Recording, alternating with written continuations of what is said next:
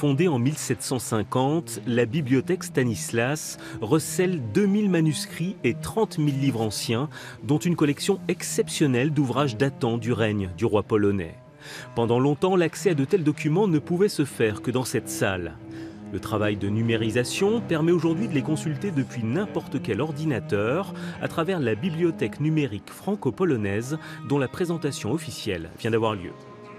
Nous traversons toutes les grandes pages communes de l'histoire franco-polonaise à travers les relations scientifiques, culturelles et historiques. Donc on retrouve évidemment Stanislas, sa fille Marie, épouse de Louis XV, l'épopée napoléonienne pour la résurrection de la Pologne. Livres, cartes, illustrations, 1000 documents en ligne couvrent la période allant de 1572 à 1945, avec une place pour les grands personnages et les anonymes qui ont également joué un rôle historique.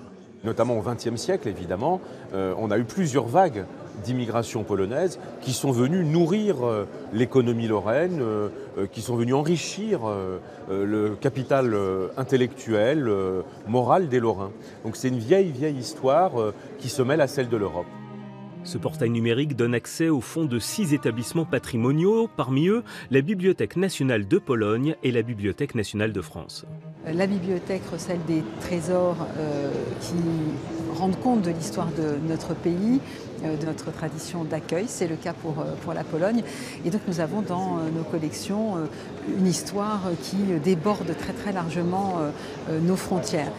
Une bibliothèque virtuelle amenée à se développer au fil des différentes acquisitions des établissements qui participent à ce partenariat franco-polonais.